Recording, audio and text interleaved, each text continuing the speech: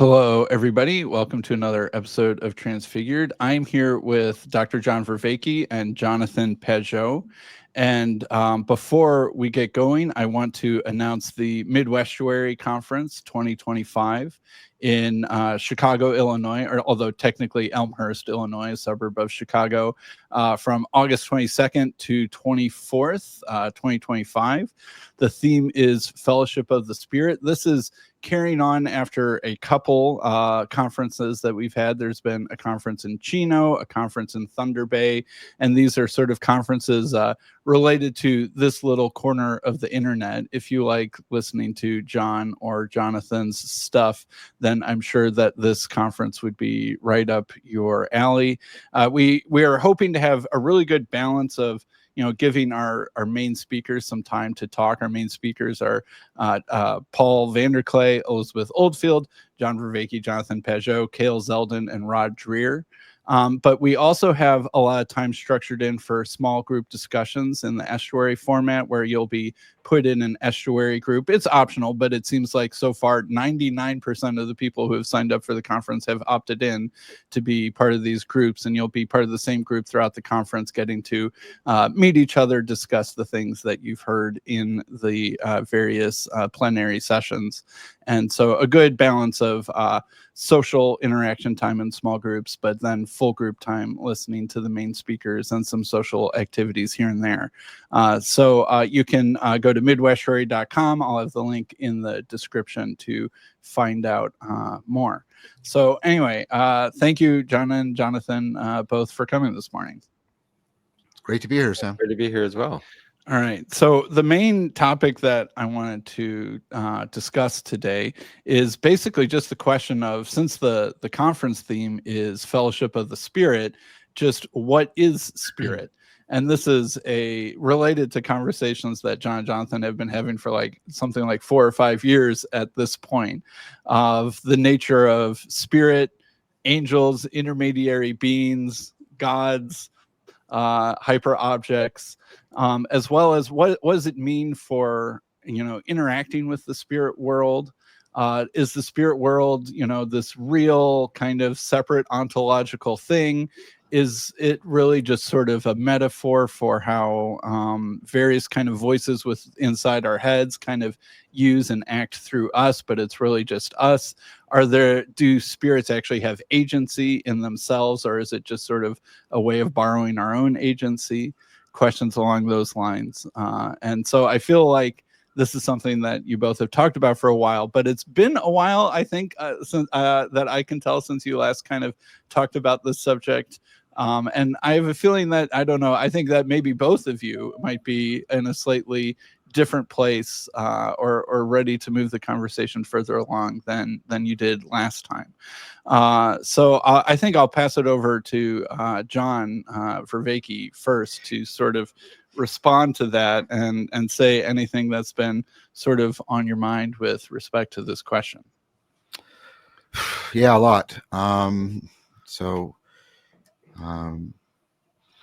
I guess the biggest thing since Jonathan and I talked about sort of spirits and angels is the encountering of the work of James Filler, and then more recently and even more in depth, William Desmond, and a significant shift in my ontology, which I think is, I mean, Filler argues this, and I think Desmond wouldn't disagree, is I think a more deeper recovery of the Neoplatonic tradition, which is, I'll just do it in I won't make the full-blown argument, but the argument from Filler goes something like, you can't get relations out of relata, and therefore substance ontology is a fundamental mistake. His most recent book that I just recorded a conversation with him about shows that substance ontology seems to strongly imply, maybe even entail, a nominalism that gets you into dualism and nihilism and things like that. Then I've ran an argument to James, and he argues that the one in Neoplatonism is this ground of relationality. It's not a homogeneous singularity, which is how people frequently misrepresent the one. Because single means there is one, and there could be others, but there is this one. The oneness of the one is there is no possibility of otherness to it. It's a different kind of one.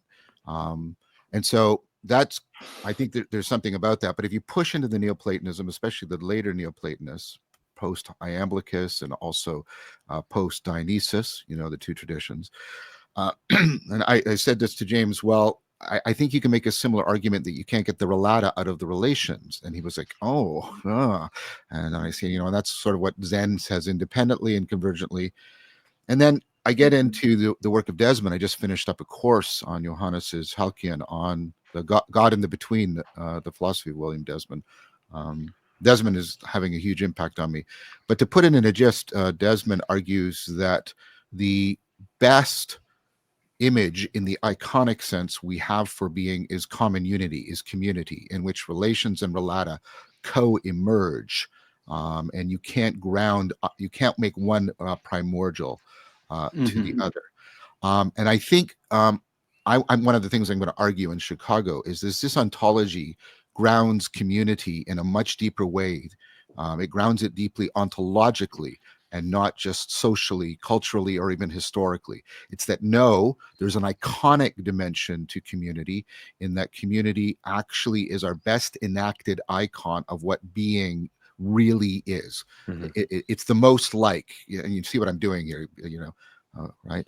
And so that I think is a significant difference. And then I now see that what we're talking about in fellowship, I think, has this. I'm not denying there's a social element or a cultural element to fellowship. That would be really stupid. But I think what people are trying to get at when they're talking about the spirit of fellowship is this deeper ontological dimension of community. They're participating in something that has an ontological realness and depth to it. So that's sort of the fellowship part and what it's picking up on. And then, of course, on spirit, and Sam, you did this, my encounter, ongoing relationship with Hermes, some of the more recent work that Dan Chappie and I have been doing post the work on the rovers about the irreducibility of a we point of view to multiple I points of view, the irreducibility of we agency to I agency. Just one quick example. If you put people into prisoner dilemmas and they take an egocentric I, they will game theoretic default down. But if they do, and human beings do, by the way, if they take a we perspective, a group agency, they will actually they will move up higher levels of mutual benefit within prisoner dilemma relationships. So there's a lot more about that. And then the work I've been doing with Greg Enriqueus about strong transcendence, a kind of extended naturalism in which there's an ontological kind of transcendence possible, takes the notion of self-transcendence, that sort of paradox, and gives it some real ontological depth. Something really serious is happening in self-transcendence, and it's not just psychological improvement. I'm not denying that it is that, but it's not just that. And I think if you bring in Eric Hole's work, that the two great papers showing real emergence with real causal, power to these different levels, and each level having unique information theoretic and causal powers. And that goes with the older work on Uraro of top-down constraints. What I'm saying is the ontology of spirit and community has significantly deepened for me, both theoretically and also personally and existentially. So I'm sorry, I'm trying to summarize a lot very briefly because I don't want to dominate, but that's sort of what's happened with me since Jonathan and I sort of last spoke explicitly about this. Sure, Jonathan. I'll pass over to you. What are your thoughts on this subject? Any reflections on what John just said? Yeah, I mean, I love hearing everything you're saying, John. I think it's great. I love it. I love this image. Of course, this understanding that if I use a mythological image to say that being is the union of heaven and earth, like there is not this just a top down. Even in terms of in terms of Christian understanding, we don't have this like one to the many complete sense of top down either. There is it's like two lovers, right? That's really the imagery that's used in the Bible. Like it's the male and the female, and this like call and response, and this That's why we use the terminology of synergy in this relationship. You know,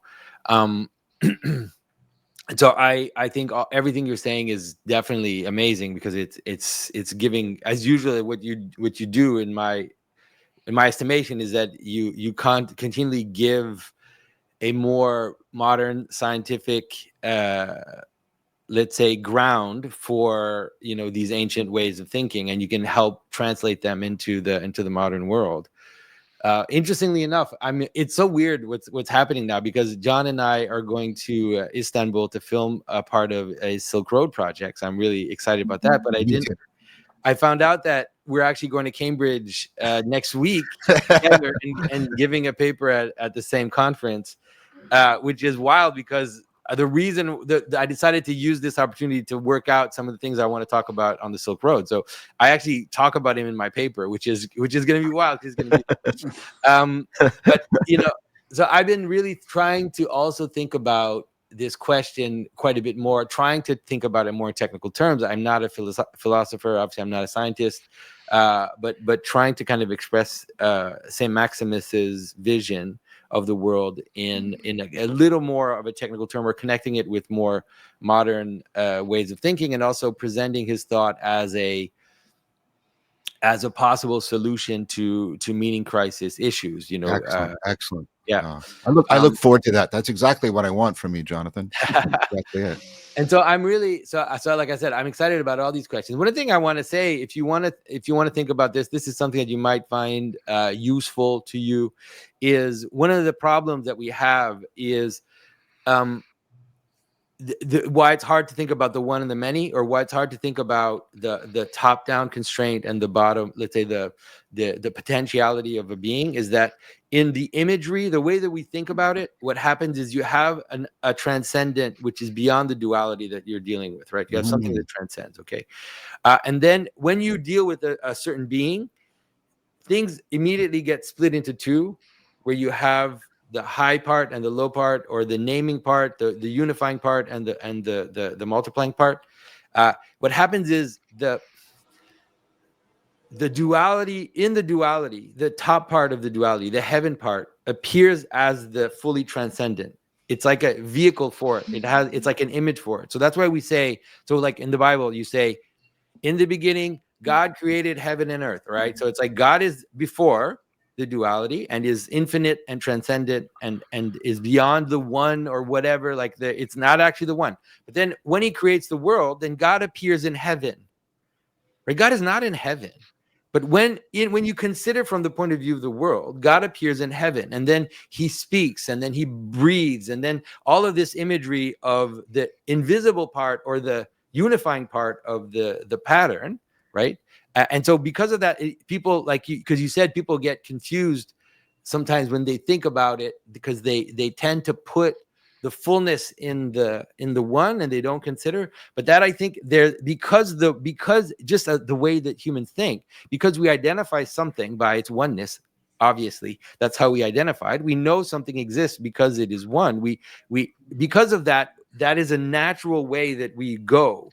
And we tend to prioritize the one. We normally tend to prioritize the way in which something comes together as one, because that's the way we can notice it. That's the way we can name it. And so there's almost like it's not a prejudice, but there's a natural. And by the way, Jacques Derrida noticed this, right? He said there is no duality. Every time there's a duality, there's a hierarchy. Like, he can see it.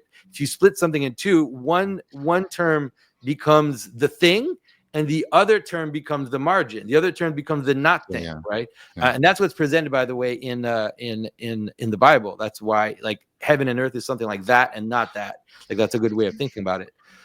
Anyway, just to say that it maybe can help you think about the ontology, because that's why sometimes there's a confusion between the fully transcendent, which is beyond the thing you're considering, and then within the thing you're considering, the aspect which represents the name or the unity, and then the aspect which represents the multiplicity. And the one always becomes an image of the higher part, if that makes sense. I think that makes sense.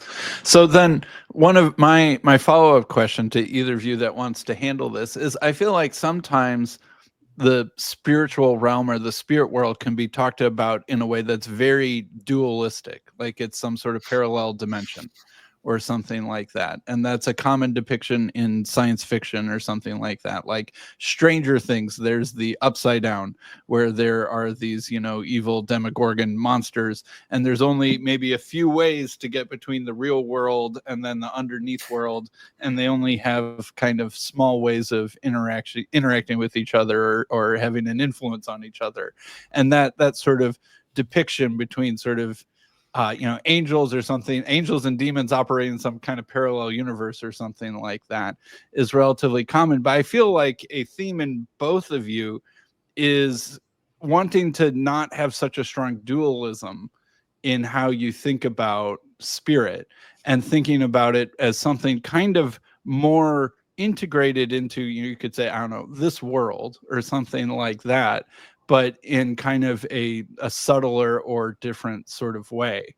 And Yeah. so I'm wondering if either of you wants to pick up on that. I want to jump all over that like a lot, because I actually did a course on Jonathan's symbolic world, and this came up as a specific theme, and it goes towards a course I taught at the University of Toronto on the cognitive science of religion. It's going to be on my lectern, three courses in a row, seeing God again for the first time. And what I did, we went into the course, and I said, I'm not going to start with a definition of religion and then try and work out all the arguments for and against, all that, and blah blah blah blah blah blah. I said, what I'm going to do is I'm going to instead say that modernity has put a gridlock on us of all of these dichotomies. And one of the things that was Derrida was mentioned, deconstruction was largely the recognition that modernity was engaged in a performative contradiction. It had rejected the dichotomy between the supernatural and the natural, only to submerge that into the dichotomies between mind and body, fact and value, subjective, objective, etc. And what you get in both the continental tradition through people like Derrida and the analytic through people like Putnam and Quine is what you get is this devastating critique that isn't motivated initially by like, let's bring it down. They're just wrestling with arguments. So I want to make that really clear. But all of these dichotomies have been deeply deconstructed. Catherine Pickstock does an excellent version of reviewing all of this in her Aspects of Truth book. But you take any of them. So, for example, the subjective and the objective, that is largely moribund because of the notion of affordances, the notion of relevance. Relevance is neither subjective or objective. Fact value. Okay, well, we like again, is relevance a fact or a value? Other thing, and I won't do them now. You can see the courses. There's just devastating arguments against all of these dichotomies. And what I see postmodernism, unlike Jordan Peterson, I think there's legitimate argument within postmodernism. And I think one of the things they did was they caught out modernity and said, look, you reject this one dichotomy. By the way, let's make a distinction between distinctions, which is just two things are not logically identical, and a dichotomy, which is to claim they're ontologically different kinds of things. Those, okay? Distinctions are fine. We're talking about an ontological claim here, okay? And I think what postmodernity said is like you do all that and then you smuggle it all back in. And I think that's exactly what Jonathan was talking about when he cited Derrida. All these dualities or hierarchy, like it's all, and I think this is part of the problem. And this is what Desmond points out is we get locked into that. And as long as we're in this grammar, I'm going to say something sort of radical here. I don't think we can see, I don't think we can renew the senses the way Wynne talks about, such that we could see the sacred or spirit. It can't be. Look, Desmond says we're in this sort of default atheism, because what we do, for example, is we have objectified being, so it's valueless fact, and then we've subjectivized value, so it's unreal value by a being whose ontology is of no value. And that's default atheism and nihilism. And as long as you're in those dichotomies, like you can't actually, I'm saying something very Wittgensteinian, but very strong. We can't actually talk about what we're trying to talk about here. And so for me, it's not like John hates dualism. Yeah, that's true. But putting that aside, I'm trying to make a stronger argument that as long as we're in the framework given to us by modernity, I think postmodernity deconstructs it, but is unable to give us an alternative. So Yeah, that's that's another for thing. sure. Okay. As long as we are in that framework, we can't talk about this. And I mean, I want to be. I've become more sympathetic to like the imagery that's being used. The problem is when the imagery is taken as being like something like these words don't. Another dichotomy that's breaking down is the literal fictional. Is the space inside your head where you are aware of your own mind? Is that a literal space? Well, no. Is it a merely fictional space? No, because it gives me real knowledge that's presumed for rationality. So what is it? It's imaginal. Like all of these things are breaking down, and we're coming back to our phenomenology in a deep way. And so it's I'm going to leave it at that. I'm making a really strong claim that, and again, I'm not saying we don't make distinctions. I'm clearly not saying that. In fact, I'm invoking a distinction between distinctions and. Yeah. What I'm saying is, as long as we have a dichotomous, like, way, dichotomous grammar of picturing the world, we can't talk about the sacred or spirit because it dooms us inevitably. We're doomed to a inevitable sort of default nihilism, substance ontology nihilism, all these problems if we have that framework.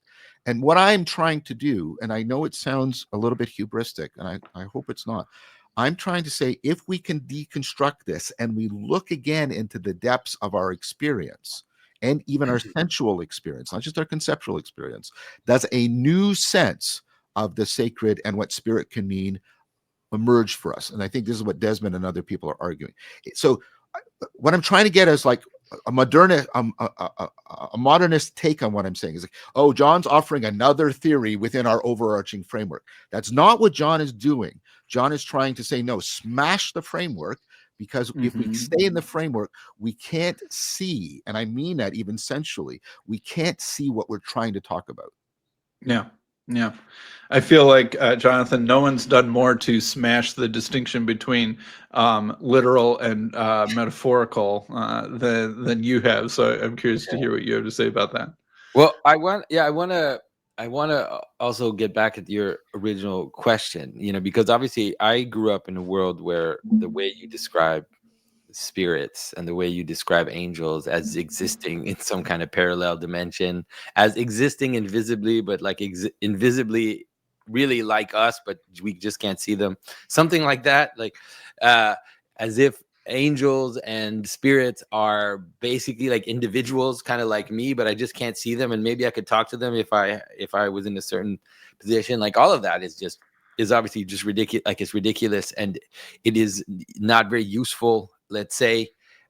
And so the traditional Christian position, and the one in the church fathers that is the most, and it's the same position as the Neoplatonists, and it's the same position as the ancient Greeks, right? Is that the spirit, or you could use the word soul, is the thing that animates. It's the thing that animates multiplicity together. So you have a bunch of stuff, right? You have a dead rabbit, it's a bunch of stuff, and then you have a living rabbit, and the living rabbit is a bunch of stuff, but it's acting in a pattern towards unity, right? That's what spirit is. And so in some ways you can think that the spirit is indwelling, right? So that's also a mistake that people think, like the spirit indwells the matter. But then people think like, where's the soul? Like in what part of the body? Like where it's like a physically quantifiable thing. It's like, no, it indwells in the sense that it has to indwell it to animate it, right? It's like the spirit of the rabbit is in all the parts of the rabbit to the extent that they work together towards the rabbit actually having an autonomous being that you can recognize and you can see is animated towards purpose. And so that is what spirit is. That is what spirit is in the Bible. That's why this breath of God is blown into a bunch of dust. And once you have a bunch of stuff, right, just like the dead rabbit, and then God puts spirit inside, he just blows spirit inside, and then all of a sudden you have a man. because that's what life is, right? Life is things that are joined together and animated towards purpose. And so we kind of have to, and that's even the way that, like, even that's what angels are. Like angelology, I was reading St. Gregory of Nyssa again, and he talks about, he talks about your guardian angel and your guardian demon. And he says you have a guardian angel, really just like in cartoons, like there's an angel on your right hand and a demon on your left shoulder. And what the angel is basically it is a being that is motivating you towards the good. And the demon is a being that is motivating you towards your disintegration. And so what is the spirit? Spirit is it's motivational directionality. Like it's basically animating movement towards purposes, right? And so that's really the way to understand it. It's not that and so can it appear as woo? Like, yes, sometimes, like, can you, in an imaginal space, in the way John talks about, can you encounter these as visions or as voices, or all of that is completely possible. There's no reason why that wouldn't be real. But it doesn't mean that the spirits exist in like another dimension, like kind of like you talked about in Stranger Things. Anyways, so hopefully the way that spirits appear in that way, like kind of like in another dimension, and they kind of like pop up, or they appear to you and scare you and all that kind of stuff. The way that they do that is mostly in the demonic space, because what happens when you encounter that type of spirit, you could say, is that it appears explicitly as, you could say, something that is not you, that is threatening you, like something that is like a beast that is coming to eat you, because it's moving you away from who you are, right? It's pulling you into hell, like you see those little images in the. But all of this is, even if it represents itself to you that way, it's going to it's an imaginal experience, right? It's something like these motivating spirits that are real, by the way. They're not just in your mind, because they have how can I say this? I've said this several times, like, the spirit of anger is the spirit of anger for everyone. Like, I know when I see it, if I see someone being possessed by anger, it's like I know what that looks like, and it's an objective thing that I can see. Objective.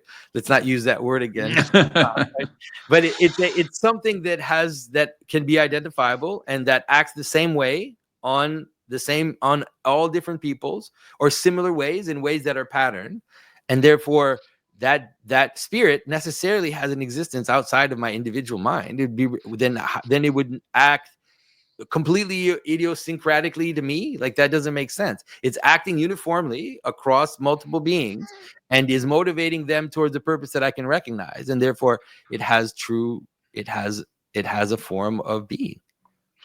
But does it have a form outside of people's minds or something like that? Well, I just said, yes, of course it does, because what would that even mean? Like, you mean that the spirit of anger would only exist in your brain? Is that what you're suggesting? Or that it seemingly can only act through brains or something like that. Well, of course it can. The spirit of anger can only act through living beings, because anger is a motivating agent for human beings. It's not, or maybe there's some connection to animals to some extent, but it's not just I don't see why the spirit of anger wouldn't act on trees. Like, that doesn't make any sense. Or, I mean, maybe in some weird way you could find it, but I don't think that it does. Mm-hmm. Like, it doesn't motivate. Does that make sense? Yeah. Hopefully. Yeah. But it opens up a possibility. Again, if what I just said a few minutes ago is taken to some degree seriously, we should be looking for even, and this is the tricky thing, and I think that's what Sam's trying to get at. And I'm going to point to the work of Michael Levin, right? Are there non-psychological descriptors of spirit that are nevertheless legitimate descriptors? And so Mike is doing a lot of work showing that cells are not genetically, by their genes, determined. Obviously the genes play a role, But what seems to be happening is something like a bioelectrical community forms. And you can do really weird things. Like if you separate the community, the cells will become different things. Like he takes stuff from the throat of human beings and isolates it in a certain way, and it self-organizes into this thing that has a tail and swims around and moves around. It's like, right? Or you get cancer, and what you do is you don't try and kill the cancer, you try and convince it, right, that it actually belongs to the community around it, and it stops acting like cancer. Right?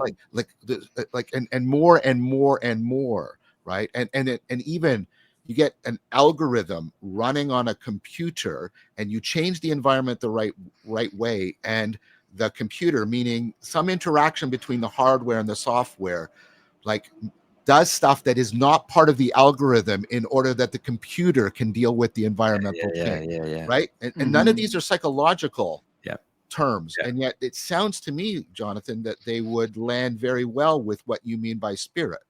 I'm obviously, I'm really a Christian, so I'm way more radical. I think that's how everything works. Like, I think the entire cosmos, even non-living systems, work that way. It's just that it's far easier to see in living systems, because they have certain characteristics. They have a kind of autopoiesis. They have all of these things that and if you look at traditional thinkers, they'll always say that in some ways they'll say something like, obviously living beings are closer to the image of God, and obviously the man is the highest version, the closest to the image of God. But ultimately, I think that spirit animates all things. Like, spirit animates all things that you can recognize as being patterned. Everything that you can recognize as having both one and many has to be the subject of some aspect that we could call spirit or principality, or you can use different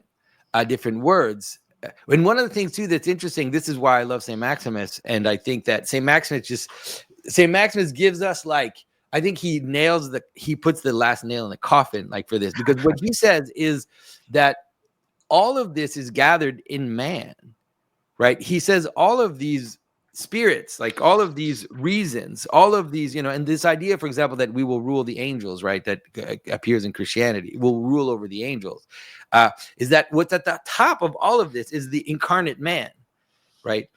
And of course he means Jesus Christ, but he also understands incarnate man as basically a kind of anchor that extends itself into all of creation. He says man is the laboratory for the logi. Man is the laboratory for the reasons of the purpose, and he gathers them into himself, right? And then offers them up to God, which means that in some ways the angels are downstream from humans, or will be.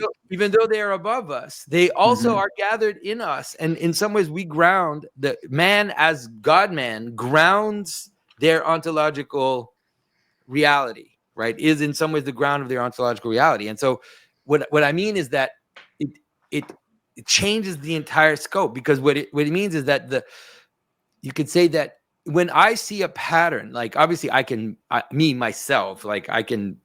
be delusional and see patterns that don't exist. People see that all the time. But if I understand man as such, man as the intelligent one who is able to properly discern patterns, then when man discerns a pattern, that pattern is real. Like, it's even though it's grounded through us, like, its reality is, there's no other way to actually attribute reality. Like, it filters through human consciousness.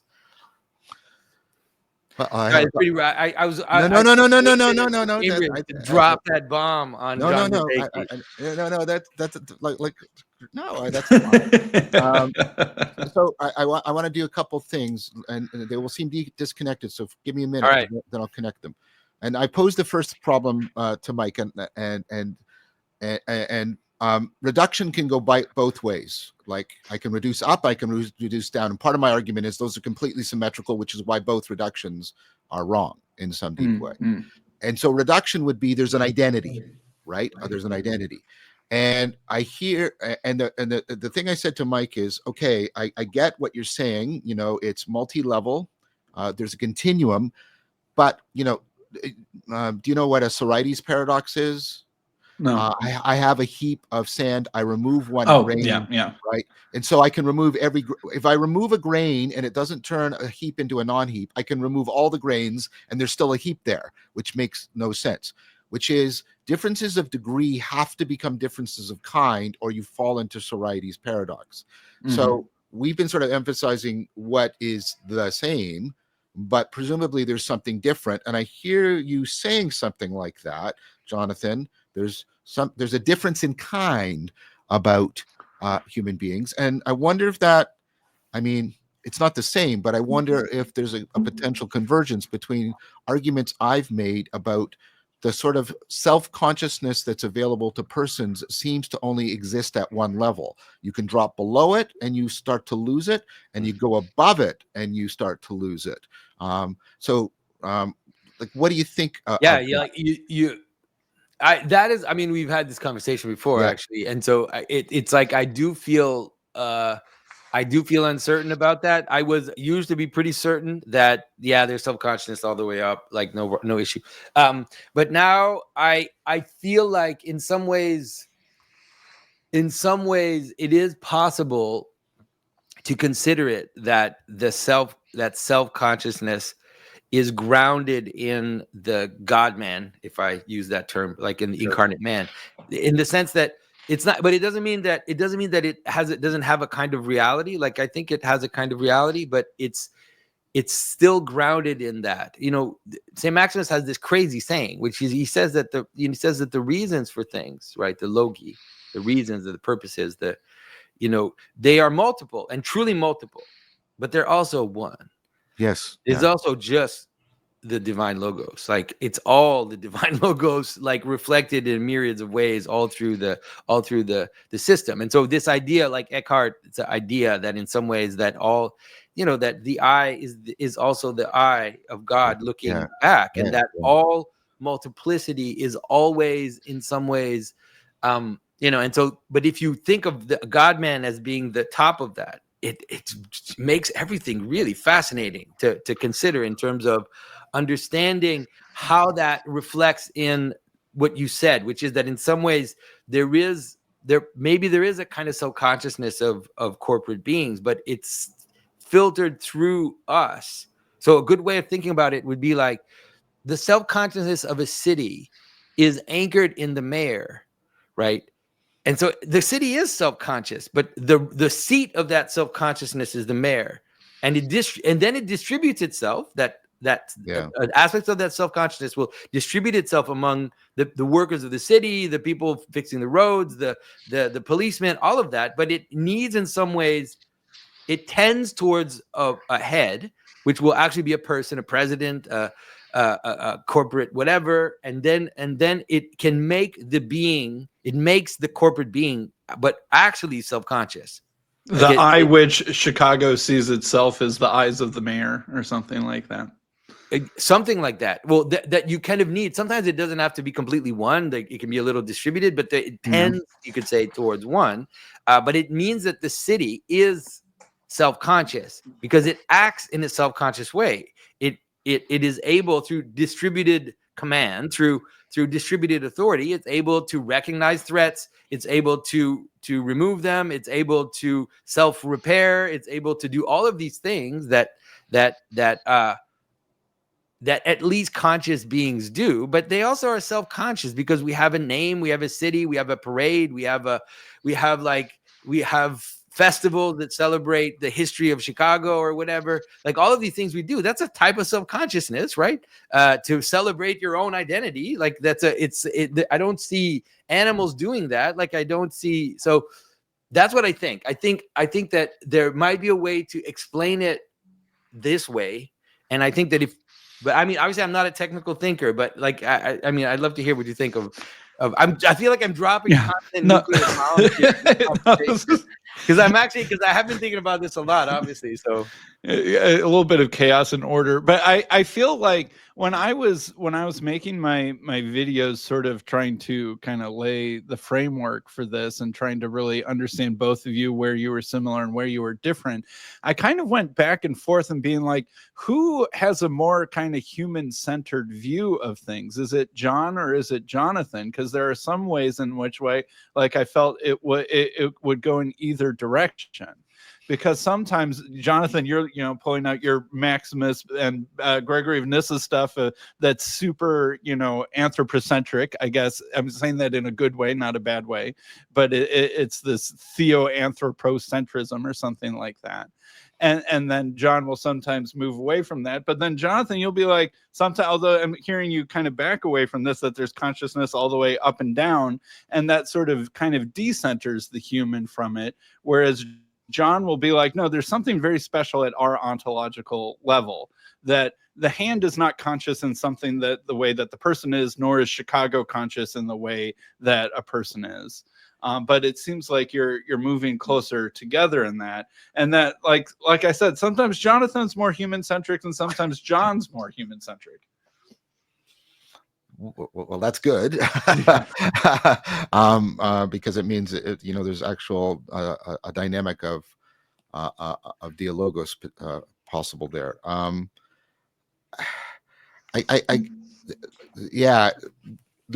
This is I mean, so sometimes people put this question very boldly or perhaps baldly, and but I get it asked this way: do you think there's spirit without without human beings? And I'll say, well, in the way Michael Levin is talking about it, I don't have any problem, clearly, because these are subpersonal, these are individual cells, these are algorithms like this, computers, not just, and there's a non-algorithmic aspect to them, and there's an irreducibility to certain organizations.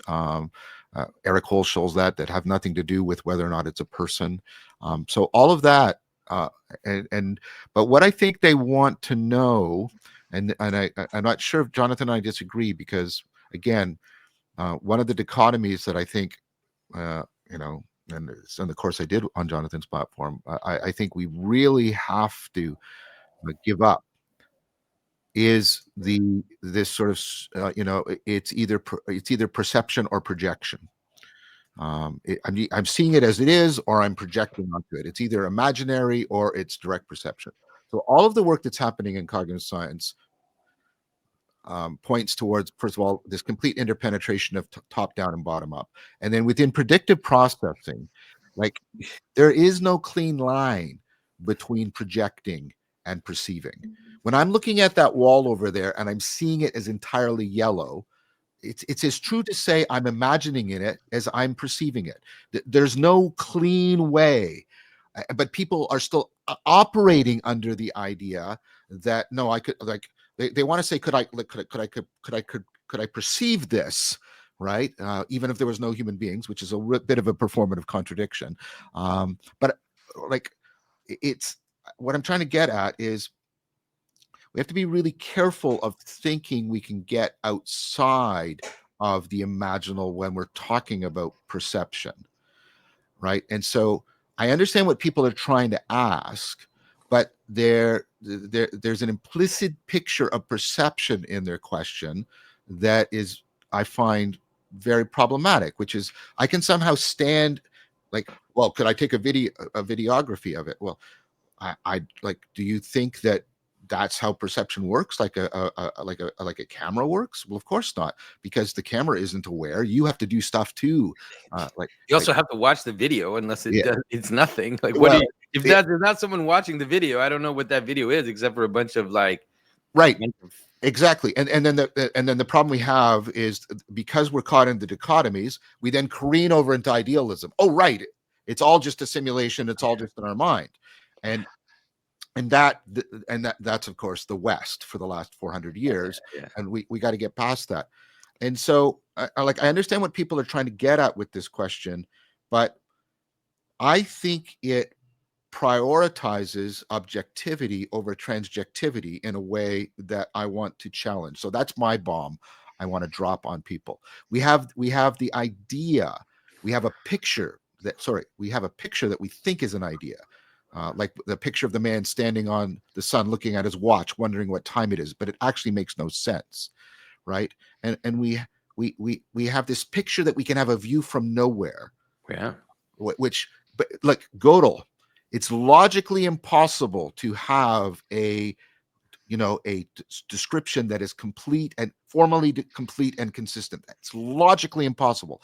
Einstein, there is no absolute space and time. So a view of everything everywhere all at once, which is what the view from nowhere is physically impossible. Like, can you get, I'm not talking to you two, like, get this. It's logically and physically impossible. That's as impossible as anything can get. And yet we still keep acting like this is the standard of realness against which we are measuring things. That's what I want to challenge. That's what I'm trying to challenge. Yeah, it's interesting because I don't know if you saw Alex O'Connor recently saying that he saw the Earth as the center of the universe. And it's interesting because I wrote an article about this like 10 to 12 years ago, citing Pavel Florensky, how he realized that general relativity, the only real solution to general relativity in terms of worldview is actually going back to almost like a Platonian vision, which is, well, if I'm going to suggest, and that's what I end up doing anyways, if I'm going to suggest the center of the cosmos, because there is no objective center in terms of general relativity, then it best suggests the one out of which I'm measuring things. Like, this is where I am, this is where I'm measuring the world, and therefore this is the place out of which this is the center for all intents and purposes. It's also the center of meaning. It's the place out of which meaning moves out into all these cosmic forces, and so it's like it is the hub of the wheel, really. I think that's right. I mean, I think that's what, Frank Gleiser and Evan Thompson do in The Blind Spot, right? Which is there is we have to accord a special ontological privilege to the place where we're standing from which we do all of our theoretical work. Because if that's not real or as real as any of our ontological claims, then we get into a deep performative contradiction. So again, I have no problem, but they have to mean it the way you mean it, Jonathan. Right? Like, But the thing is that, John, the problem is this. Like, this is in some ways the issue, and the issue is that the way that these types of descriptions of the world, like a more mythological description, the way that it is made so that all levels of intelligence and participation are possible, and that's one of the problems, obviously, with it, especially for a kind of high scientific type mind, because they'll say, wait, so you think the world is flat and that you're just there and that, the heaven is above and, there's chaos on the outside, and my illiterate great aunt or whatever would be like, but she thinks it really in a concrete way that is ridiculous. But the problem is that for that person, it plays the right role, and it's okay. And that's why this is a hard pill to swallow. And you can at the same time have an extremely subtle thinker, an extremely high thinker that is able to kind of understand the analogical language, and is able to understand that this is rather the notion is rather the ground of, how Heidegger says, when Aristotle talks about the earth, he's talking about the ground of being out of which potential arises. He's not talking about like the stuff on the ground, but he's also talking about the stuff on the ground for like most people, and that's also okay. That's why that's one of the reasons why I like this type of thinking, is that I often want to defend the uneducated simpleton from the scholar, because I'm like, just let him be, dude. He's not doing any damage, thinking this in a very kind of simple way. And he doesn't have access to your world anyways. He's not talking in these very high ways. He's not in the university. He doesn't have influence over the world. Obviously, the internet has made it much worse. That is true. The internet has made it that now... Like the very naive simpleton, the peasant now can get a voice that is as loud as the church father. So that is that does make a difference. But what I'm saying is that in some ways, if you, let's say I advocate for recovering a Platinian vision, like all out, like that's my I advocate for that, but understood, like you said, in the highest form that we can understand it. But I know that downstream from that, at some point, there's going to be people who are going to misunderstand me and think, and and kind of think it in a more brute naive way, naive way, you could say. That's okay. Go ahead, John. Well, I mean, so here's a potential help. I don't know if it is, but I talk a lot about exaptation as a biological function. It's pretty non-controversial. As a cognitive function, it is moving towards being non-controversial. That that we take our sensory motor navigation and we repurpose it for moving around in conceptual space and moving up and down. Look at what I'm doing with my hands, ontological levels. And that just sort of makes sense to us. And we have to stop and say, why does that? You don't like, again, that's not literal, but like this is, and we do this in and out and all that kind of stuff. And the thing about the exaptive is it's not it's a both and. It's like, so to do, I'll do hule, which is wood, but Aristotle's using it. He doesn't mean not wood. Yeah. He's exapting it and trying to get at just the way wood is potential for so many things. There's a potential, and that's what he means by matter, right? And so he's exapting something and he's taking it. And so for me, and I think a lot of what ritual behavior is about recycling. It's about, it gets up here and it can get too abstract and almost nominalistic, and we have to do things to bring it back down, reconnect it to that sensory motor phenomenological experience, and then re-exapt it back up again. I think that's one of the, well, you heard me argue that in the course. Yeah. I think it's beautiful. I love it. I mean, it's some of the things like I never would have been able to predict how you could I could use the word exapting for symbolic vision, right? In the sense that this is the, but I would phrase it a little differently, like obviously, but I would phrase it differently in the sense that in mythological image, we think about it incarnationally, right? So you think about it incarnationally. So you think of that these high principles, right? They need, in order, like you said, to be actually embodied and understood, whatever, they have to be expressed in means that are embodied and understood. And the most symbolic things are actually usually embodied in the lowest form. Exactly. Like I did this thing on my symbolism masterclass thing where I did a few analyses of superstitions, and I tried to show like how actually many superstitions are actually some of the most metaphysically accurate, like, religious liturgies. Like they embody like symbolism in ways that is very difficult to go beyond, but they are embodied in a way that has no mechanical causal relationship. Like obviously, it's like the idea that the connection between going under a ladder or breaking a mirror and everything, but they all are liturgically perfect. And so embodying them in a world over thousands of years actually would have had evolutionary advantage. I really believe that, by the way. Yes. And so I think that there's something about that. Like, it's in some ways, in order for it to be available for everyone, like to actually be embodied in the world, it has to be imaged in the lowest way. So if someone reads Aristotle and is not that smart and he can't grasp potential, he'll be like, yeah, I understand how wood is used to make houses, and maybe that's where he's going to stop. And it's fine, like at his level, because, not everybody can understand something abstract like potential. Mm-hmm. I get that. Although I do want to say, cross-generationally, things that were once very philosophical can often percolate into the common cultural grammar. In very powerful ways. And secondly, I want to bring in a point. I'm going to be talking in Poland about Barfield, and Barfield has this notion of the mythological as sort of what he calls primitive or first participation, where we're living pre-dichotomy, to use my language. Like, so spirit means both breath, and it also means that which inspires us. That's the standard Barfield argument.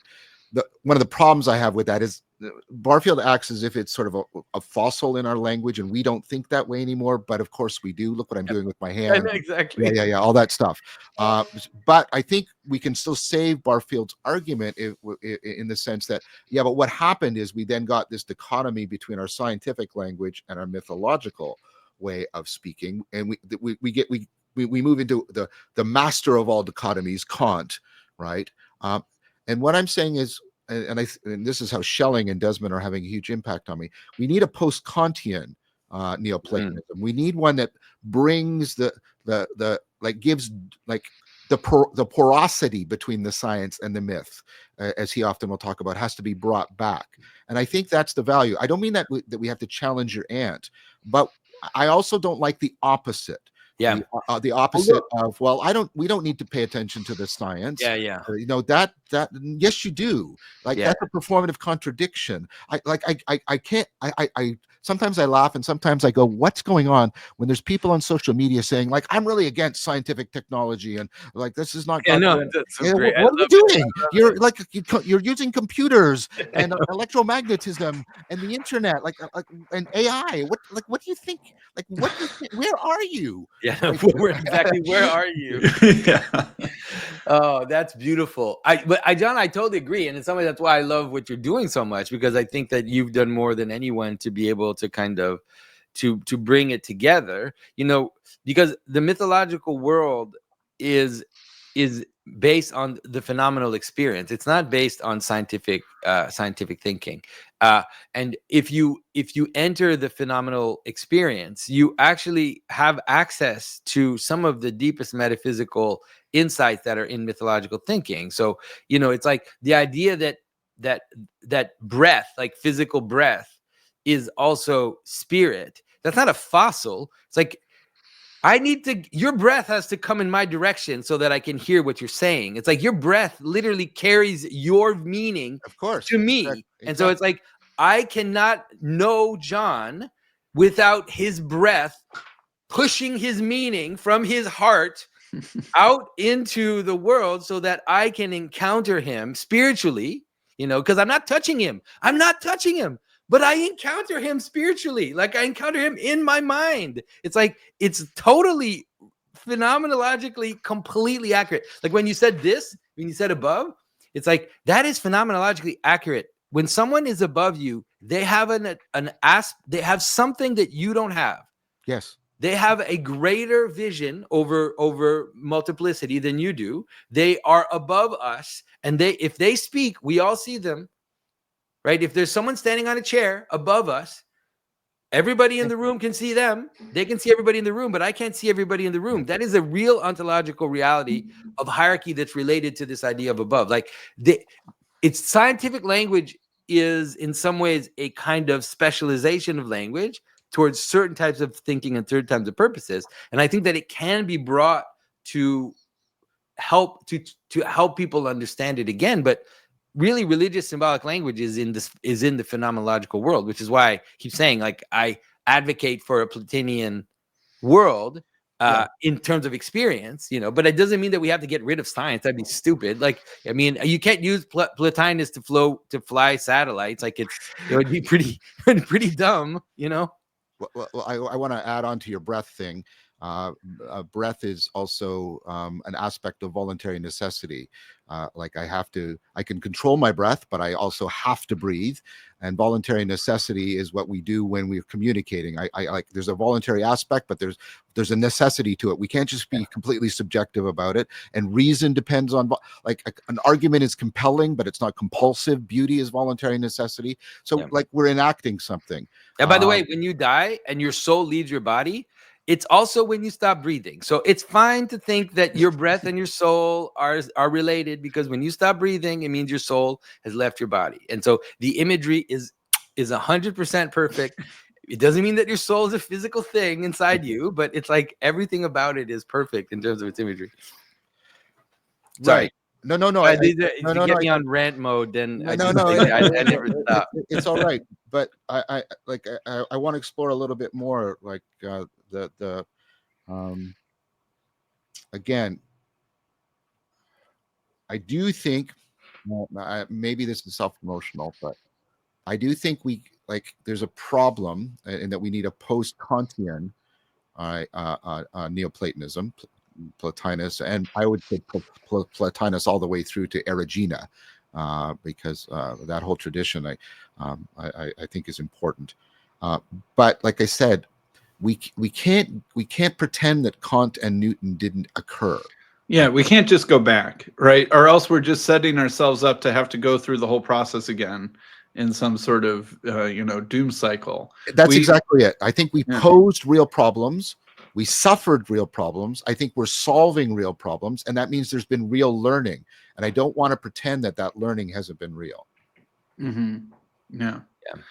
And I feel like that's so much of kind of what's happening in this little corner land, meaning crisis land, is figuring out how to go back responsibly while also remembering what we've learned along the way, like some sort of hero's journey of the Enlightenment or something like that, where we can go back to the Shire but not forget that we had to go through the Enlightenment first to come back and see it again.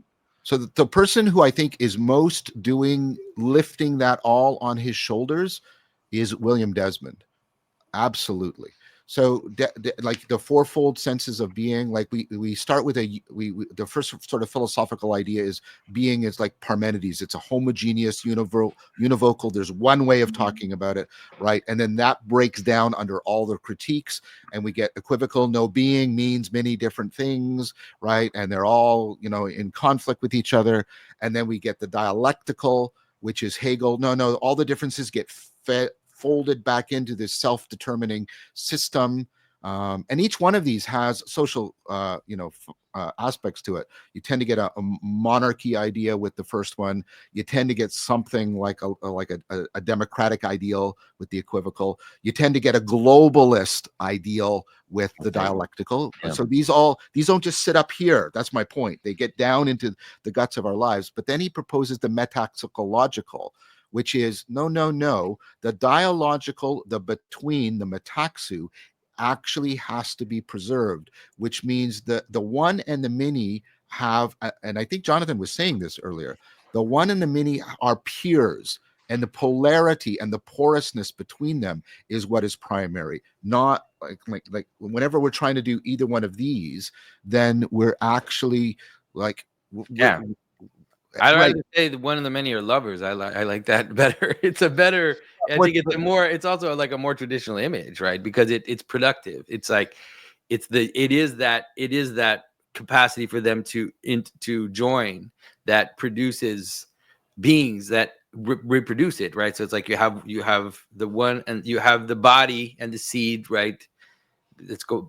That's why I advocate for the ancient world image. You have a seed. It goes into an open space, and then it makes a new body that reproduces that image. It's like, and then it can make a bunch of them because I granted, but like just to give an instance of a post-Kantian Neoplatonism, Whitehead says, everything converges into the one that adds one more thing to the universe, and then that feeds back into the everything, right? Which is just what you did. Now, the thing about that language, and this is why Whitehead crafted it, is you can see that language in relativity and quantum entanglement, right? So it bridges in a very, very powerful way.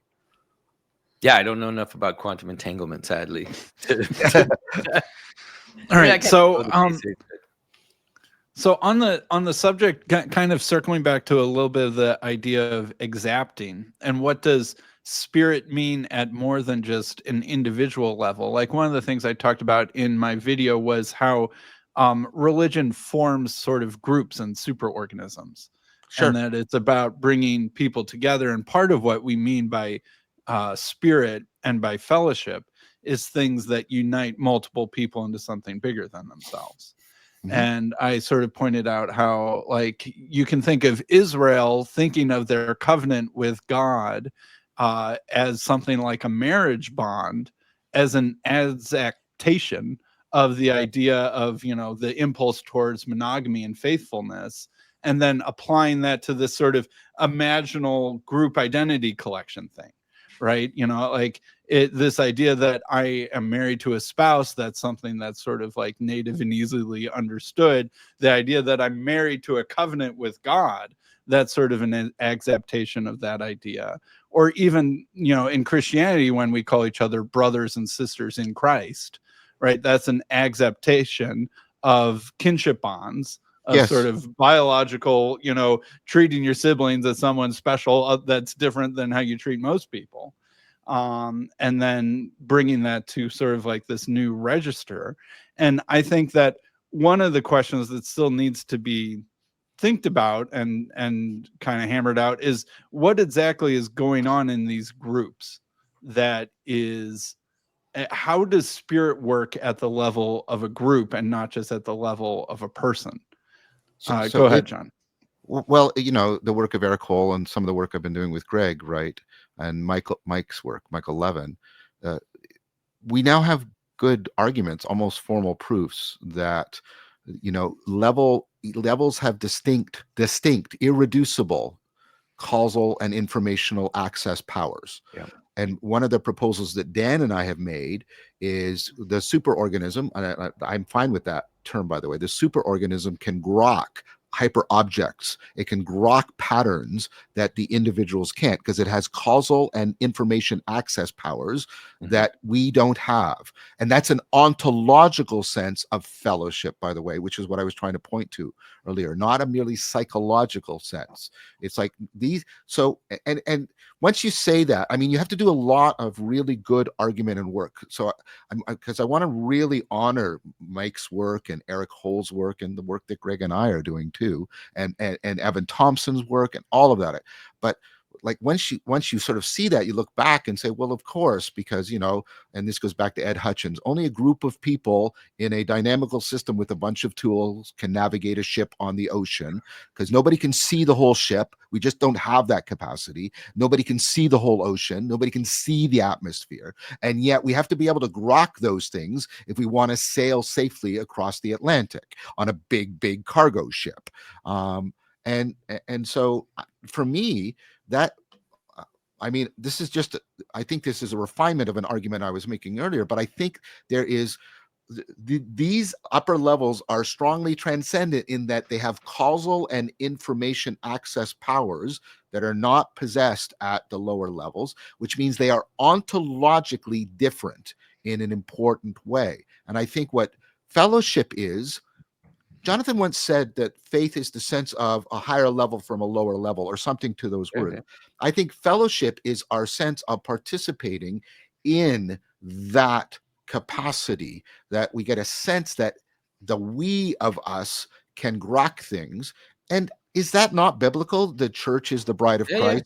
The church has a capacity to grasp or grok the logos in the way in which an individual cannot. That's supposed to be the ontological basis for the authority of tradition. Of like, is this not a fair interpretation? Yeah, Sounds fair to me. I think it's totally right. You know, and you know, that's why there really is this sense, like obviously in the Christian vision, it becomes cosmic, right? It's like there is a cosmic hyper object. You're going to use your language, right? Which is the heavenly Jerusalem, which is the possibility of all things being together in this dynamical system. That is the seat, right? That is the throne for the logos. That is the throne for the cosmic principle, you know. And so you know, it's like you said, what happens is that when we engage in community, then we become little thrones, right, for these higher beings, like this higher unity. And we can have, there's a kind of a there's a transcendent thing that happens to us, right, when we participate in a group and we see the body come together, right? That's why one of the reasons why people love team sports so much is that there really is a kind of ecstasy that comes with that experience, because you see yourself suddenly as a body for a higher purpose. And I mean, obviously, and you can weaponize that, right? There's a way. That's what military leaders do, is they weaponize that sense, right? They use that in a way to kind of to attain goals that aren't necessarily amazing, but that experience, right, is a real one. And if you think, that's why St. Maximus thinks of the liturgy, right? This notion that the liturgy is actually it's like it's a microcosm, right? It's this way in which we come together and move in certain ways with a certain hierarchy, with with certain celebration, invocation, all of these things. But what we're actually doing is becoming a throne, you could say, becoming a throne for the cosmic principle. So that would be to say, and hopefully this doesn't ruffle feathers, and you and I've talked about this a little bit. I did just a long discussion with Sebastian Morello about this, because I'm going to use this term generically, and the problem is it gets pinned to a specific meaning. So I'm going to use this term generically. It sounds like liturgy is theurgia. It is a ritual that makes us receptive to the theophany of what is above us and beyond us, and presence is that, so it can become transformatively active in our life. Is that not a I'm fine with that, as long as we don't. One of the dangers of obviously of theurgy or theurgic thinking is the kind of occultist version, which is in some ways the idea that I can wield it. right? I can wield it, and but then that's really not fair to Iamblichus. Iamblichus goes to great lengths to distinguish theurgy from sorcery. Right. That's exactly how he makes that distinction. So in that sense, I would say that I'm fine with that. Now, some Orthodox might get angry with me, but I think in the way that you framed it, I think it's completely fine to understand it that way. It's like there are these things certain things that we do that as we come together that become in some ways a throne or and then the transcendent principle of the world. And then what happens is, obviously, the idea is that then gets carried out, right? So it becomes an anchor for time, right? It becomes an anchor for your week, for the year. Exactly. It becomes an anchor for your community. And so that's why the church is at the middle of the town, and the steeple is highest. So it's not just it's not just the liturgical act per se, but it's the way in which that liturgical act then also fits in other smaller liturgical acts. I think that's a defining feature, and that's not just my argument, of a ritual. A ritual, we have a normative standard for rituals. Do they transfer broadly and deeply into individual and collective lives? I mean, that's how you know if it's a good ritual. And that's, of course, why the sorceress act is such a perversion, because it's also an individualization. It's like, I want this person to fall in love with me or whatever. So, because I'm one of the things I'm going to be arguing in Chicago is, I think fellowship is this proper ritual with ontological teeth that generates a kind of receptivity for the theophany, for the presencing of a more ultimate reality, and that's what I think the fellowship of the Spirit is. Or maybe that's too strong. I'll weaken a little bit.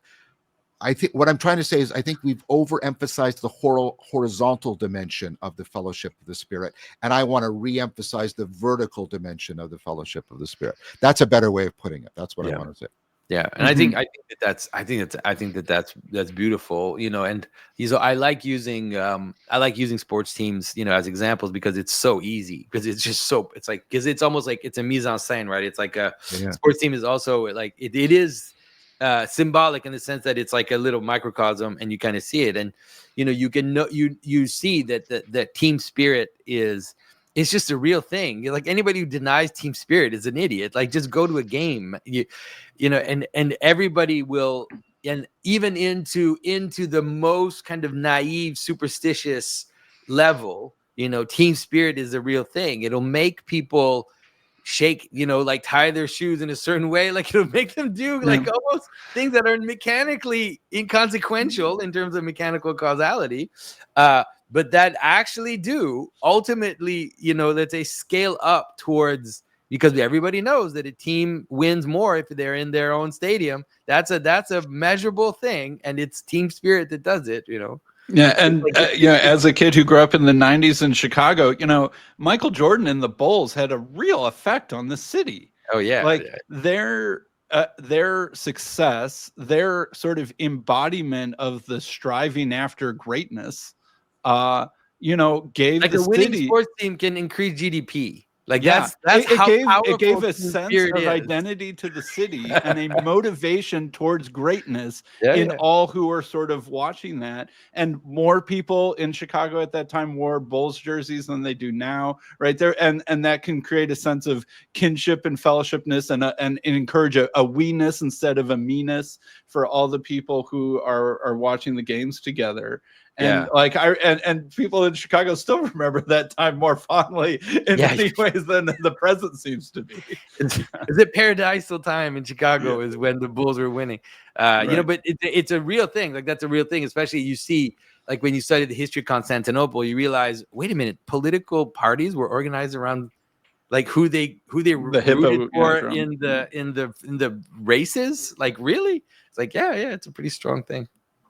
Yeah. So I want to ask another question that this is something that I sort of was delving in at sort of the end of my videos is that for groups that are forming around Fellowship of the Spirit, they're like Tanya Luhrmann talks about this sort of ability for people to kind of have like an internalized relationship with, you could say, I don't know, the voice of the group or something like that. Like that's what a prophet is sort of able to do, is give voice to the concerns of the group and have something that seems kind of like a personal relationship, for lack of a better word, with that, and to give voice to that. And that's something that kind of channels through them.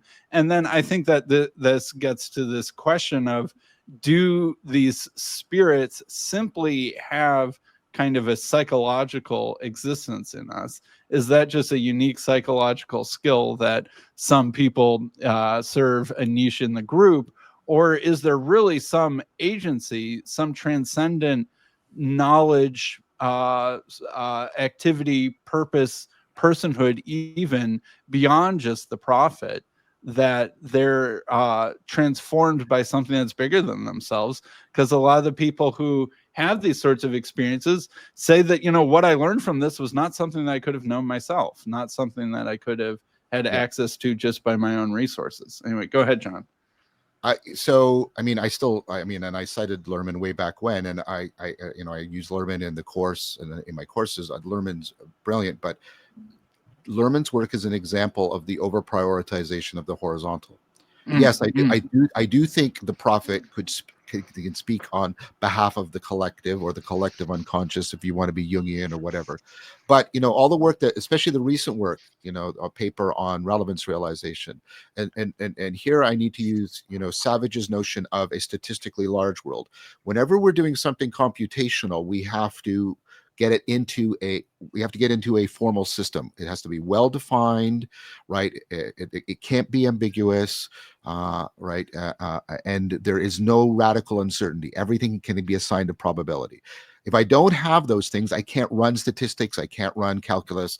So any formal system requires that process of formalization. The central argument in the paper is that formalization process is not itself a formal system, because you get a third man argument and all kind, and that's relevance, and that's why relevance realization is deeply non-computational. Okay, I take it that that's at least an initially plausible argument. That means that one of the jobs of relevance realization is to keep the finite transcendence relationship between any small world we're moving in and the large world that is radically ambiguous, radically uncertain, radically complex, and radically capable of novelty. And I think so let's call that the vertical dimension, which is to make a space for the large world to remind us of its reality, because we can become idolatrous of our small world framework.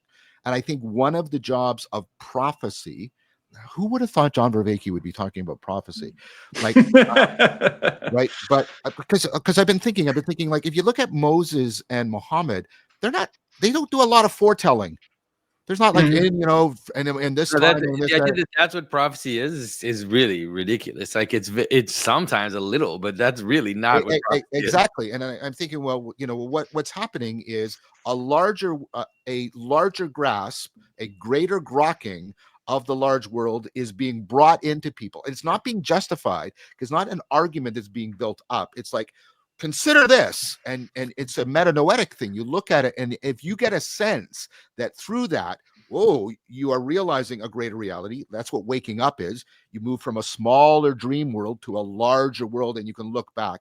If you get that reflective capacity, the prophet goes brah, and you go ah, and you reflectively compare to where you were and go, where I wasn't real, wasn't right. That's a vertical dimension to prophecy. That's not just the person to person horizontal. It's not just speaking about the collective. It's also speaking the large world into the small Yeah. world. Yeah. Yeah, Yeah. and in some ways that is the way in which it can become predictive, because if you have a prophetic sense of the world in which you inhabit, you'll be able to see things that are happening Yeah. that other people won't be able to see, and so that is one of the reasons why a prophecy can often act as prediction, because it's like, hey, everybody, you don't see enough of the world to see that, like, there's a bull like running Yeah. towards us. It's like, you don't, but it's coming. I don't know exactly what day it's going to arrive, but seriously, it's coming. And so I think that that's important. But obviously, the most important aspect of prophecy is exactly what you said, John. That's why the great prophets in the Bible, they're basically giving you world images. That's what the vision of Ezekiel is, an image of the cosmos. People, I don't know why people can't, like, it's like when he describes the crazy image of the biblically accurate angels that people think about, he's describing a fractal structure, right, that has four corners and has a dome above it and has a throne on top. And so he's saying the cosmos is a chariot. The whole cosmos, everything is the chariot of God. And that's what he's giving us. And yeah, it's imagistic, but then the whole Bible gives you a grammar to see what he's talking about. Because obviously at first you're like, what the hell is this? Like, what is this?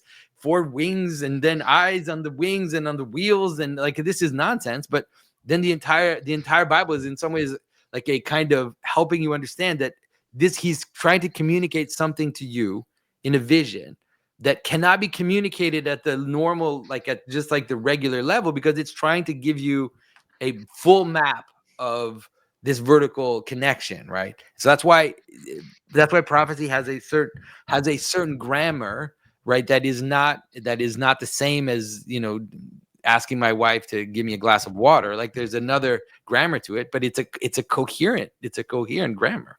So I have a proposal to you around this, and it may be a way also of unpacking some of the dimensionality of spirit. If this line of argument it seems like we're finding it fruitful. The proposal is we can think of prophecy as like this, and then we have poesis, not just poetry, but all of the imaginal extension, all of the exaptation. That's what poesis really is. I take terms and I, like you did earlier, Jonathan, you did it with several. Poesis is this way, prophecy is this way, poesis is this way. And philosophia is trying to get them to flow smoothly through and with each other. Yeah, that's an interesting idea for sure. And I think, there's this, I don't know why this is coming to me. Like, there's this image, right, in the Acts where you have this idea that people speak in tongues, right? It's like they speak in tongues. And then it says that you need an interpreter. Like, you have to have an interpreter. And so if you see that, like, for example, at Delphi, you have something like that happening, right? So you have this thing that's just like crashing into the world, and you have this prophetess who receives it as, this exploded thing, and then you have the person who's there to kind of interpret it, like to help you see why this is relevant and why it's meaningful. That's a great example. And it's a Greek example. I was thinking of who's the guy who wrote In the Dark Places of Wisdom? His name starts with a K, Kearney, I think, or something like that. But Parmenides, like his great thing, where he gives simultaneously. There's this poetry, right, that's going on because he writes it as a poem. It literally is a poem, and yet there's a prophetic element because he gets carried up, and then the goddess speaks to him. But then what he produces from that and this is an argument, right? He produces this philosophical, and they're all interwoven like this. And what's really intriguing to me phenomenologically is everybody found that incredibly natural to be interwoven that way. He became a major authority in the whole history of Greek philosophy and spirituality, whereas we today find it so strange to think of philosophy and poesis and prophecy deeply interwoven with each other. Yeah. But I think it's still. I think it still functions that way. It's just that sometimes we don't really see it. I keep telling people it's like that Descartes tried to become a Rosicrucian, like that there's and Hegel was into Hermeticism. Yes. Yeah, and so it's like these. It's just that now we hide it or we obfuscate it. But I think it's always been the case that there is a connection between the more mystical languages and even the philosophy. There's no doubt about that. Yeah, so maybe sort of a last question is, in our weird hybrid digital age, like Jonathan, you were talking earlier, like when we talk, we do actually have to breathe out, and it is my breath that sends my words to you, and then you hear it and think about it. But that's not strictly speaking true anymore, because there are these fiber optic cables that are turning my sounds into zeros and ones and then sending them in blinks along, cables at the speed of light, and then they get returned back into something statistically approximating the words that I spoke, and it does a good enough job where it seems to kind of mostly work. But that's sort of this whole analogy for this weird world that we find ourselves in. And a lot of kind of what this little corner of the internet is how do we use sort of the forces of technology for something like a rekindling of fellowship, and how do we do that well and responsibly in this kind of extremely strange new world that we find ourselves in? Wow. I mean, it is definitely. I think I think that it's analogous to things that have always existed. It's just that it's accelerated. People used to send each other letters. This is something that has always happened. There's always been the possibility of exchanging over distances. Obviously, that has a limit. But I think that if we see it as an extension of that, then it's not that big of a deal. But I do believe that one of the problems, of course, with the online world, which maybe wasn't as real in the world of books and letters, is that we are more easily capable of mistaking the supplement of communion for real communion, because I can see you through the screen, and there's this sense in which maybe we're kind of in the same place, and so I think that means that we have to be more deliberate about meeting in person. We just have to, because we could do it, we could not do it. Like, we could spend our entire life talking to someone over a screen and thinking that this is a true communion. But I do believe that then we now have to be more deliberate about actually being physically in the same room, because there's something about being physically in the same room with someone that is beyond any description that I can make about what communion is. There are things happening that are beyond consciousness, right? There's smells, there's a sense of presence, there's a physicality, there's the way that you cast a shadow. There's all these things that are part of communion. It's hard to say because you think, oh, well, that's meaningless, right? Well, no, it's not. There is the liturgical element is the dance that you have with someone in some ways has to be, I think, physically embodied. I don't think that it can be completely real in this digital space. So that's why these conferences, I think, are wonderful. The fact that people are doing, that are meeting locally, fractally at least, and doing these groups, I think is a great idea, but we have to be deliberate about it. So I agree with that. I want to first build on it. The brain, and this is one way in which it's unlike our current machines, does encoding specificity. Because the brain is so drenched in relevance realization, it stores as much of the context.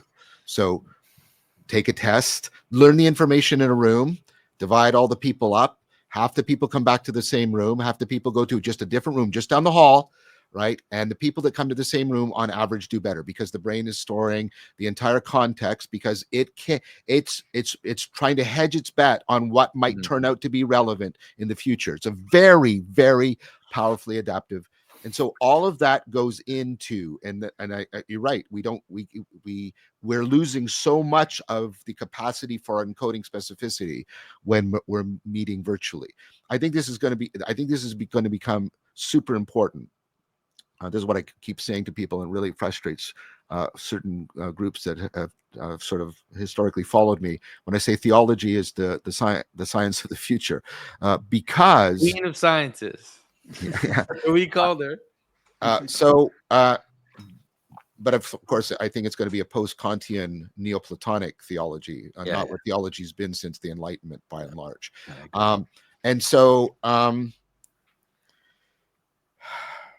I think with VO and Claude 4, the virtual is coming alive. The medium is becoming alive in a way that is starting to exceed us.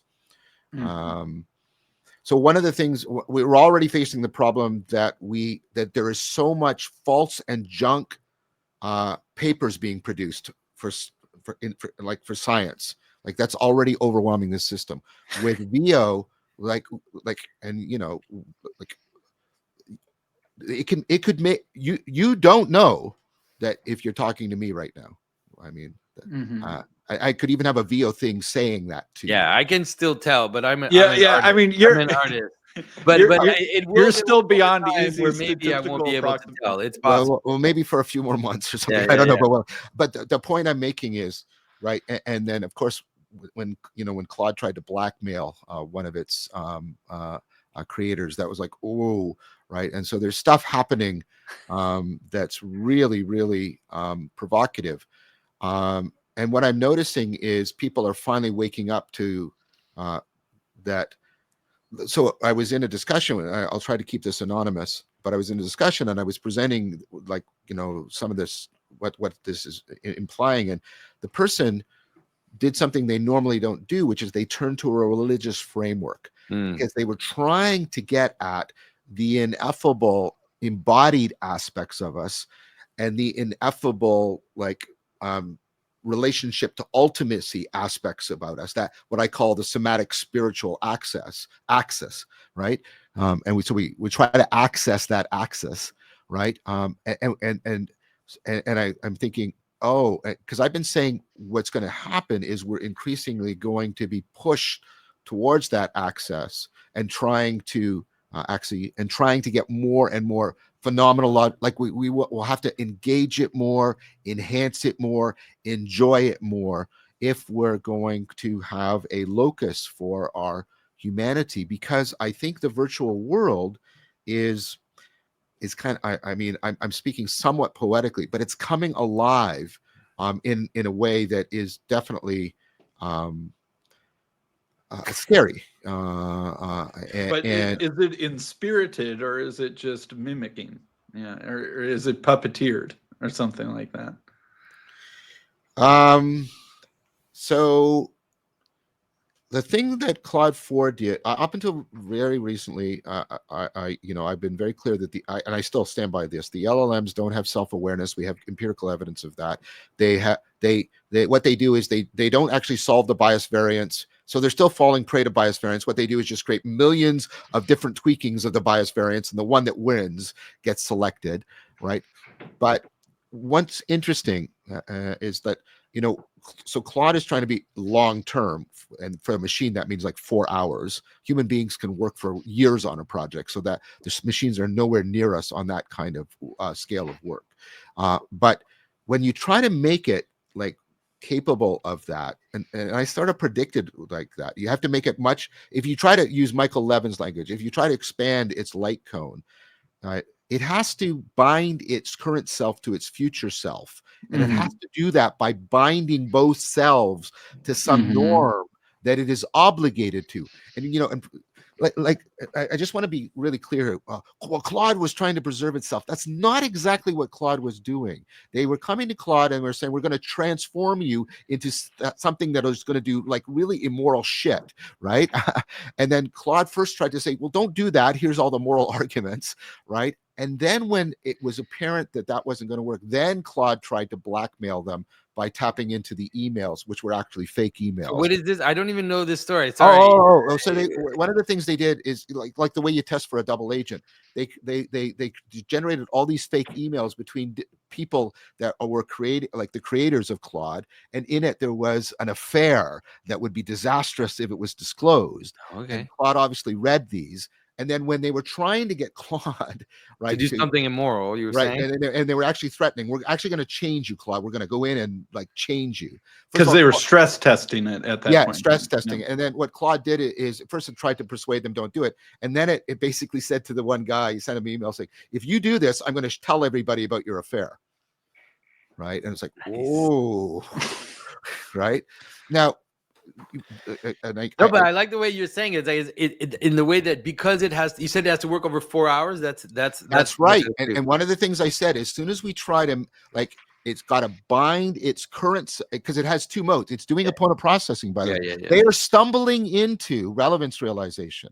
They are stumbling into it. So it's got these two modes, like exploit, explore, and like in the 2012 paper, and it's going back and forth between them, and it has to bind this self to that self, and it does that by binding both to a norm. And that norm, it can't get rid of that norm, because if it gets rid of that norm, it loses its cognitive agency.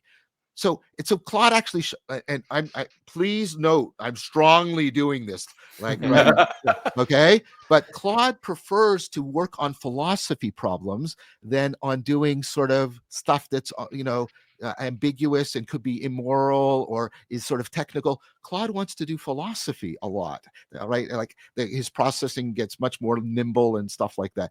Now I'm doing that, and so I'm not a fool. I hope you give me that credit for that. But the point I'm making is, in answer to your question, like it's hard for me to not see that as we start to implement, explore, exploit opponent processing, and we have to bind a current self to a future self by binding both to a shared norm, that we're starting to move into a different kind of thing than what the LLMs are. The LLMs are just zombies. I have no problem, and I'm not attributing consciousness to Claude. I'm saying that there's something starting to emerge here. That selfhood requires perseverance of that self through time. Kant made that argument. Kant made that argument way back when. If I can't bind John now to John then with the shared I think and a normative, like a normative relationship to that, then I can't be a long-term cognitive agent. And then that normative structure is regulating opponent processing between exploit the here and now and explore the there and then, which, I mean, theoretically, you're ruining my world, John. I never had thought of that. I never had thought of that means by which something akin to 2001, that 2001 problem would occur. Is this problem of the AI that is set up to maintain its identity over time, and therefore will inadvertently create certain structures to. But to be fair to me, I predicted this. I literally predicted this. I really did. So as a scientist, I'm happy. As a human being, I'm terrified. But the thing is, notice, because what they're realizing, and again, Jonathan, even you and I talked about, Sam, we did too. Like, LLMs are working on a stable, symbolic, like, world. And we realize that will not transfer to the real world, which is why they're all now talking about real world modeling. As they move to real world modeling, and as they move, as they need to, into more long-term projects that require rationality, relevance realization machinery, they're I was going to use they're stumbling. I was going to use another word. They're stumbling into relevance realization machinery, which I've sort of said is going to happen. Now, the thing is, like,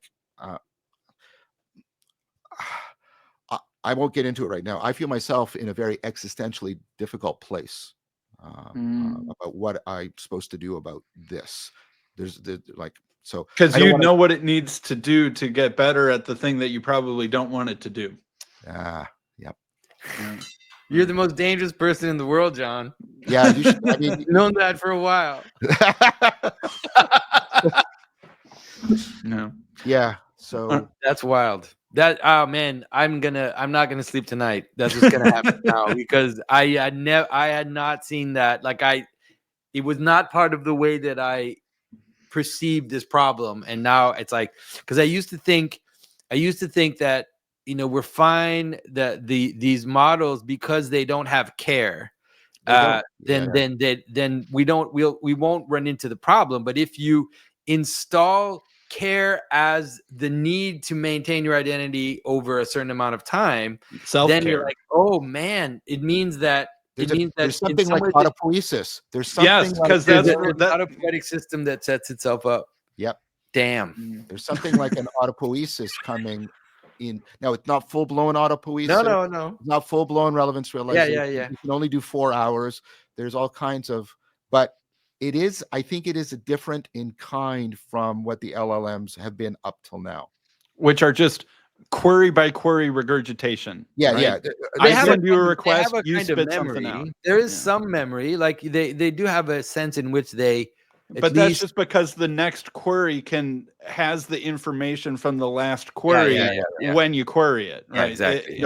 Perseverance, like real perseverance in real world, is something that everybody is now accepting. This is why all the people, like I went back, you know, it was over 2 years ago that ChatGPT-4 came, and all the predictions that within 18 months we'll have real AGI have all been falsified, because again, there were real differences that were missing. The point is, it looks like I warned, and you know, it's even in the book, the Threshold book. If we wanted to do this, we will start having to give it these abilities, and it's going to make it into a different kind of thing. I think that is starting to happen. Well, I want to be respectful of your time, but I also don't want to cut off. Yeah, I need to go, sadly. Yeah. All right, so I'll give you guys a last opportunity to say anything before we cut this off. After everything John has said, we definitely do need to favor real embodied relation, you know, and meet with each other and exchange in person, and you know, all of this is fine and it's okay, but we have to be careful not to see it as filling the entire horizon of what our relationships are. And so it's complicated, you know, because some of our relationships are long distance because of the very means by which we communicate. But I think that obviously these conferences are a good thing, and people should take that seriously. And so, you know, so going to a conference like this is not just because you find the subject interesting or because you find the speakers interesting, but especially if you're involved in this little corner and you're doing these types of things, you know, actually embodying it in a space with others, you know, breathing the same air, being under the same light, like all of these things which we don't think about, but are true vectors of communion, are really important. First of all, I deeply share that. I've been saying something very similar to that when I've been leading in-person retreats, and so being in person together it's essential now. Like recognizing, not just recognizing, recognizing and reliving, like the fellowship of the Spirit is absolutely essential. These are all the stuff that we thought like really was going to like get us to our ultimate realization of our humanity. That's all falling away. I'm sorry, I'm sounding like a crazed prophet, but right, it's all falling away. And the stuff we've been talking about here, that's where we have to reprioritize that. We have to reprioritize in-person fellowship of the Spirit if we're going to have a place from which we can realize our humanity as distinct from these machines. All right. Well, I think that's a great note to end on. John, Jonathan, thank you very much. Anyone else who listened to the end, click the link in the bottom for the Midwest Shorey Conference, and I look forward to talking to you guys again in Chicago. Thanks, Sam. Thanks for Me doing too. this.